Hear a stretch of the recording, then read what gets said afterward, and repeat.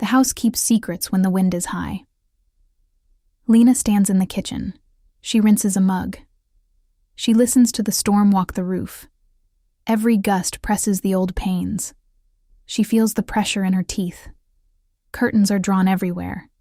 Everywhere except the sliding door that faces the backyard. She hates curtains. Hates the fabric against her hands. Hates the way they puff and breathe when the furnace kicks. So she leaves that one view open, just enough to watch the dark. Her phone lies on the counter. 1 bar. Gone. Router lights are dead. The power's out. When you live rural, you learn the house by skin, not sight. She sets the mug upside down to dry. Lightning cuts the kitchen white, then clamps it back down to dark. Every blackout resurrects her mother's voice. Check the doors, check the windows, kill the breakers, light a candle. She used to roll her eyes, but the rules stuck. She takes a flashlight from the junk drawer, sweeps the kitchen, touches dead light switches out of habit. The house talks back, boards breathing, rain whispering at the glass, a register grate shifting as it cools. On the table, a paper bag. Sourdough her sister dropped off 2 days ago. Her sister's text, "Made you bread because you don't know how to eat." Lena had sent a picture back. Grilled cheese, perfect as proof. That was the last normal thing. She moves to the living room. The sliding door frames the backyard like a black aquarium wall. Outside, the yard, smudged charcoal. The woods beyond, darker still. Lightning makes it honest for 1 second, then gone. She steps closer. There is something out there. A stripe. Tall. Spare. Not a tree. Not a post. Shoulders. A head. It's just a reflection, she tells herself. She lifts a hand. Her reflection lifts. The stripe does not. Lightning stitches the sky. The yard goes flat as cardboard. And in that moment, the shape resolves. A person, 10 feet beyond the deck, facing the house. Darkness swallows it again. The afterimage burns her eyes. She switches off the flashlight, stills herself. Country reflex. Make no signal. Wait. The storm holds its breath. When the next lightning comes, it's mean. The figure has moved, closer. She jerks back. Her flashlight scrapes the doorframe. "Hello?" Her voice sounds wrong. No answer. She slides the curtain partway. The rings rasp, leaves a narrow gap open. Another flash. The figure is closer, not walking, placed. Her chest tightens. Control, she thinks. Checklist. Back door locked. Garage down. Bathroom window latched. Office window tested. Dining window locked. The hallway air is wrong. Colder. Her hand touches the banister. Damp. Metallic. She looks up. The stair window is cracked 3 fingers wide. She closed it. She knows she did. She climbs slowly, every step placed to keep the boards from complaining. The window is open. Rain beads down the sill, falls onto the landing. A smear interrupts the droplets. A finger dragged through water. She shuts it, latches it. Lightning splits the yard. The figure is still there, exactly where it began. Had it ever moved? Did she imagine the rest? Her phone buzzes on the counter below. The screen coughs up 1 bar. 2 texts appear. Maya. Why'd you lock me out? Maya. It's pouring. Open the door. Her gut seizes. Her sister's in the city, hours away. They made no plans. The roads are bad, and someone is already here. She types. Where are you? Ellipses. Typing. Maya. Back door. You saw me. Her eyes flick to the slider, to the curtain gap. She types. Say something only you would say. The reply is instant. Maya. You hate curtains. Her stomach drops. It's true. They're line. A joke. A reprimand. But no engine. No tires. No footsteps. She types. Stay put. I'll come. She doesn't move. She's already playing both scenarios. Her sister on the deck, shivering, or a stranger holding Maya's phone, or no one at all, the voice inside. She pulls the good knife from the drawer, wraps the grip in a towel, tests her hold, sneakers, knots tight. She approaches the slider, draws the curtain back another inch. A pale smear blooms at her face height, oblong, wet whirls, a handprint. It wasn't there before.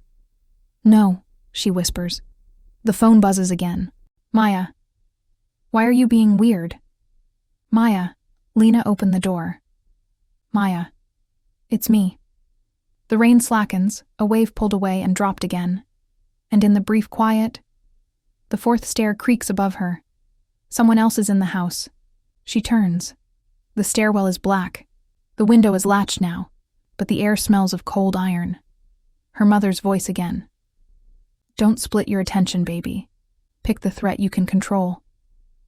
She wedges a chair under the slider handle, backs into the hallway, knife forward, phone to her ear. She calls. Her sister's contact. Signal stutters. Dies. She types. Talk. Not text. Typing. Maya. Don't be mad. Maya. I'm inside. You saw me. I waved. The chill that hits her feels like a fever breaking. She types, where? Deletes. Types, what do you mean, deletes? The house shifts, a weight upstairs, not loud, defined by the absence of everything else. She backs toward her bedroom, knife forward, doorway in view, steps reach the top stair. Stop. Maya? Her voice breaks. If you're messing with me, I swear to God. She doesn't finish. She retreats, closes her bedroom door, engages the lock. Thin, decorative. Her phone buzzes again. Maya. Don't lock me out. Maya. You shouldn't have closed the curtains. I wanted you to see me. The handle turns. The lock holds. For now. Breath slips through the seam. At first just air, then words. You always look at the wrong thing. No, she whispers. Backyard, the voice says. Gentle, coaching. Look. She doesn't want to, so she does. Driveway, dark and empty. She lifts a corner of the shade. The slider below shows her reflection. Her room, her head. And in that reflection, she is not alone. A second head. A body behind her shoulder. Lightning makes it precise. A man, inside. She turns. He's leaning against the jamb. Small, calculating. Soaked as if pulled from a lake. His eyes flick knife, face, knife again. Counting. There are two.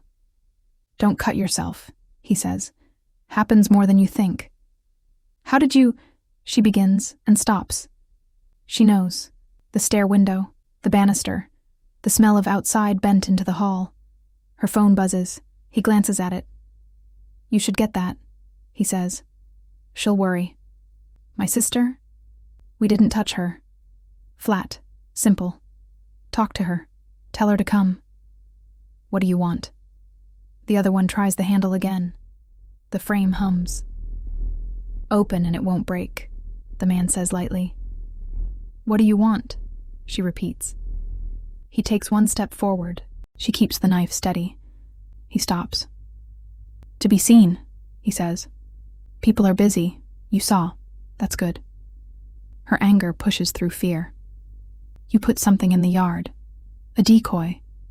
He shrugs. A statue. A raincoat on a ladder.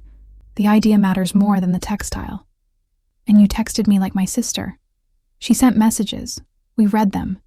People sing the same songs. From the door. A laugh. Open, the voice says. Not to her. To him. A twin voice. A brother voice. A voice raised on mirrors. You won't like how that ends, the man says when her knee tenses. She hates him for being right. Lightning fingers the hall. Two shadows under the door. The left corner of the board pops. Her body narrows to a coin. It's the funnel before action. She drops the knife. The sound shocks both men. She pins it with her shoe, flicks it under the bed. He steps. Too slow. She picks up the phone instead, flips to selfie. The room shrinks into a square. Behind her, the man becomes an image. Proof. She angles to the door seam. The screen bleeds white. A face presses the crack.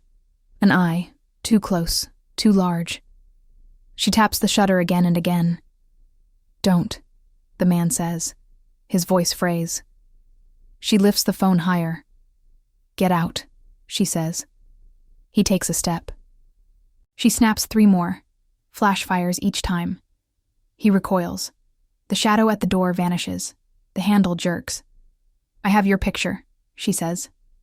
She slides to share. Maya, the neighbors, anyone. 3 words. There are 2. The lock groans. The jam cracks. He watches her, thin jawline mapped with rain. "You're brave," he says. "No, I'm angry." He chooses the window, moves fast. She sees his plan. She stabs the latch, snaps it, slams the glass shut. He hits the pane with his palm. It holds. He makes a frustrated sound. Human. Small. The door shoulders again. The crack deepens.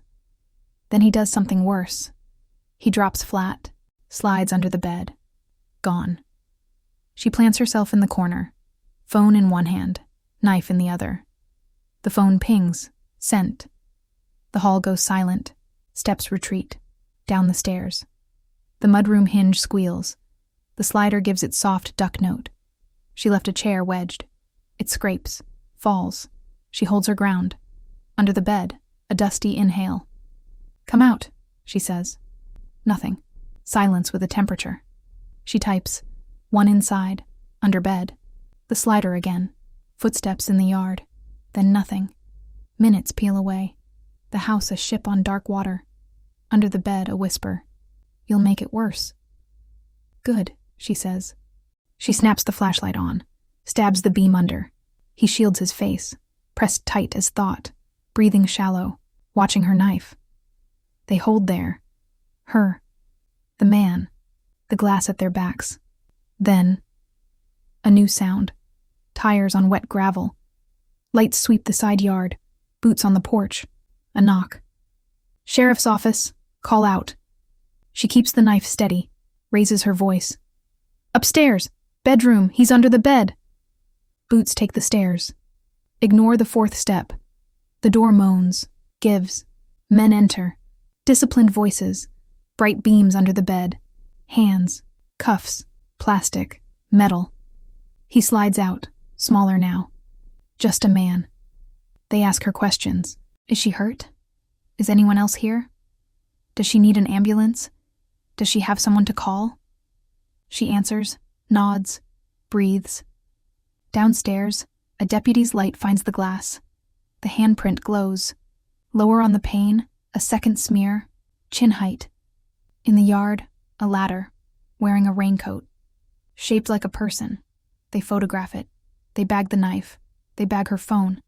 They pull the second man out of the mudroom, 1 foot across the threshold, cuffed anyway. The storm loosens, bored. Her phone vibrates. She flinches. "Maya. Phone died earlier. You good? City's a mess. Trees down." Maya. "Also, you hate curtains." The line in her chest pulls tight. "Then let's go." She types back. "I'm okay. Don't come. Power's out. Long story. I'll call tomorrow." A young deputy sets a plastic cup of water beside her. He looks at the slider, then at her. "That handprint," he says softly. "You saw it appear?" She nods. He exhales. "People think quiet means safe," he says. "It doesn't." "No," she answers. "It doesn't." They measure. They bag. They leave. Blue washes the living room, then drains away. The rain goes with it. She draws the curtains, stops halfway, leaves a 2-inch gap. A compromise with herself. She plugs her phone into a dead charger, washes the knife, puts it in the drawer, takes it back out, leaves it on the counter. "Tomorrow," she tells the drawer. She climbs the stairs. The house makes its usual sounds. The old window latch sits firm. The yard below holds the ladder. The coat sways. She texts her sister before sleep. I'll tell you everything. I hate curtains. You were right. She sets the phone face down, lies in the dark, listens to the quiet press in. Outside, near the trees, a branch skitters, knocks against the ladder's foot. It shifts half an inch, cocks its head, and no one sees. The night keeps the rest.